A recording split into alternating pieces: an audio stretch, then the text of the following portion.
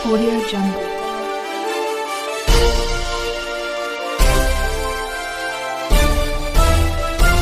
Audio Jungle. दृष्टीनं याच्यावरती आपण काम करतो. तर एक विचारायचं होतं, विधानसभेत सध्या तुमच्या नावाची चर्चा सुरू आहे. नरहरी झिरवळ म्हणतात की तुमचं काम चांगलं आहे, बदलीचा प्रश्नच नाही आहे. सुधीर मुनगंटीवार म्हणाले की तुमच्या नावातला जो टी आहे त्याचा अर्थ टायगर आहे. आणि अर्जुन खोतकर असं म्हणाले की तुमच्या जीवाला काहीतरी धोका आहे, तर तुम्हाला संरक्षण द्यावे अशी त्यांची मागणी. तुमचं काही बोलणं झालं सरकारशी? पटलावर या सर्व गोष्टी तुमच्या संदर्भातल्या नाही, माझं याच्याबद्दल कुणाशी काही बोलणं झालं मी तुमच्याकडूनच ऐकतोय.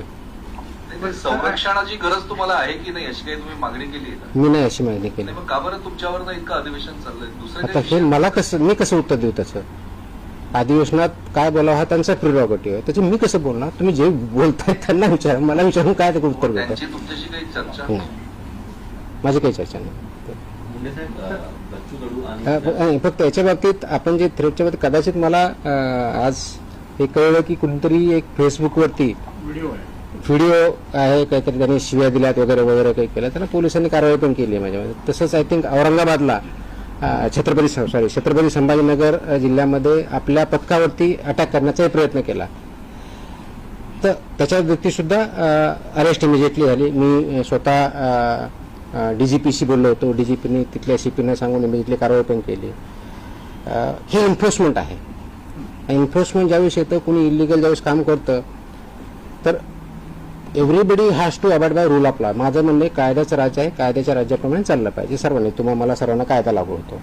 याच्यात कुणी जर त्याच्यात पळवाटा काढण्याचा प्रयत्न करत असेल, माझ्या ज्युरिडिक्शन किंवा माझ्या अधिकाराला कोणी थ्रेट करत असेल, तर law will take its course, will not spare anybody. हे मात्र मी 100% सांगू शकतो. हे मात्र 100% आहे. तर त्याच्यावरती कोणत्याही पद्धतीचं कॉम्प्रोमाइज केलं जाणार नाही. आणि म्हणून बघितलंच आहे, मोकोका सारखा सुद्धा कायदा आपण इनोक का केला, तर जर एखादा आयटम 2012ला प्रोहिबिट झाला आणि तो जर भेटत असेल तर it's in a way not correct, आणि ते करण्याच्या दृष्टिकोनातून आहे. आज जशी ही जी आज ऑर्डर काढली, काल काढली, अशा पुढच्या दृष्टिकोनातून बऱ्याच अजून ऑर्डर यायच्या आहेत. त्याच्यावरती काम चालू आहे आणि त्या प्रत्येक सेक्टर वाईज येतील आणि त्याचा इम्पॅक्ट सोसायटीवरती ॲट लार्ज होणार आहे. आणि ते करण्याच्या दृष्टीनंच आम्ही काम करतोय, होलिस्टिक दृष्टिकोन करतोय.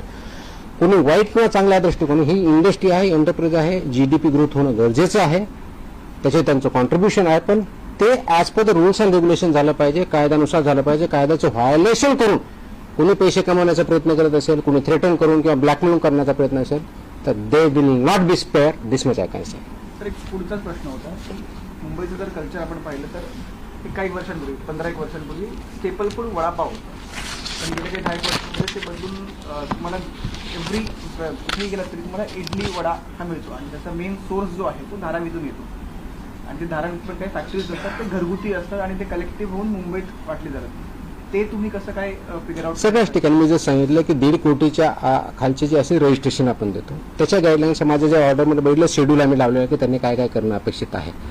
जिथं गायडन्स पाहिजे आम्ही गायडन्स पण करायला तयार आहेत. आमचे अधिकारी जाऊन गायडन्स करतील, ट्रेनिंग देतील.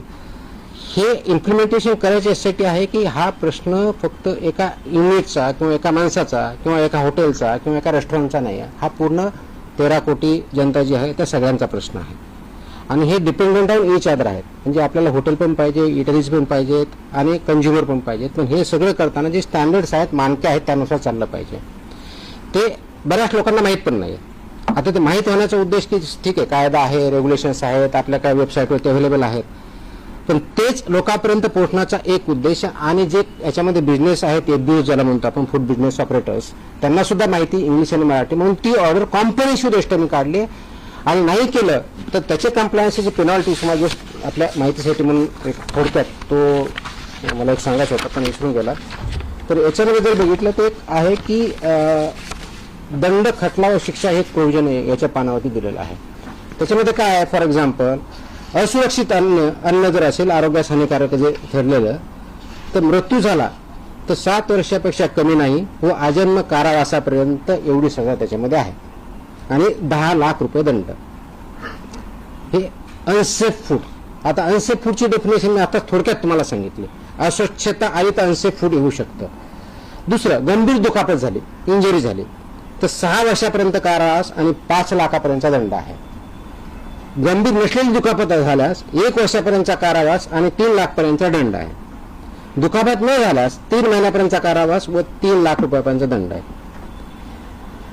त्याचबरोबर आता जो एक मुद्दा आला आहे की अधिकाऱ्यांचं काय, तर अन्न सुरक्षा अधिकारी असं ज्याला FSO म्हणतो, जो बेसिक ऑथॉरिटी आहे, अडथळा अथवा त्याची तोतयागिरी कुणी केली तर त्या 3 महिन्यापर्यंतचा कारावास आणि 1 लाख रुपयापर्यंतचा दंड हे त्याच्यामधलं प्रोव्हिजन आहे. हे तुम्हाला कारावासाच्या बाबतीत सांगितले. फक्त दंडनीय अपराधाच्या बाबतीत काय, दिशाभूल करणारी जाहिरात, आता खोटा दावा 10 लाखापर्यंत दंड, वैध परवानाशिवाय व्यवसाय करणे 10 लाखापर्यंत, विदाऊट लायसन्स 10 लाखापर्यंत दंड, अवमानक म्हणजे सबस्टँडर्ड अन्न उत्पादन, साठवण, विक्री अथवा सेवा 5 लाख रुपयापर्यंत दंड, चुकीचे नामकरण असलेले ज्याला मिसलेबलिंग म्हणतो ते 3 लाख रुपयापर्यंत दंड, प्राधिकृत अधिकाऱ्यांच्या निर्देशांचे पालन न करणे 2 लाखापर्यंतचा दंड, अन्नाची अस्वच्छ अथवा अनारोग्यकारक प्रक्रिया व तयारी 1 लाखापर्यंतचा दंड. आता हे कायद्यात आहे, रेग्युलेशन्समध्ये आहेत. कदाचित इम्प्लिमेंटेशन स्ट्रिक्टली झाले नसतील, बट इथून पुढे 100% होतील आणि त्याचा परिणाम आपल्या ह्या इंडस्ट्रीवरती, हेल्थवरती अल्टिमेटली होईल. जे आपल्याला आपण जे कॅम्पेन घेतलेलं आहे की safe food, safe drug, safe Maharashtra, तर सेफ फूडच्या पार्टमधला हा एक पार्ट आहे. त्या दृष्टिकोनातून आपण काम तर हा करतो. मी स्पेसिफिकली विचार बहुजन सैनिक महाराष्ट्र लाईव्हला लाईक करा, शेअर करा, सबस्क्राईब करा आणि बेल आयकॉनवर क्लिक करा.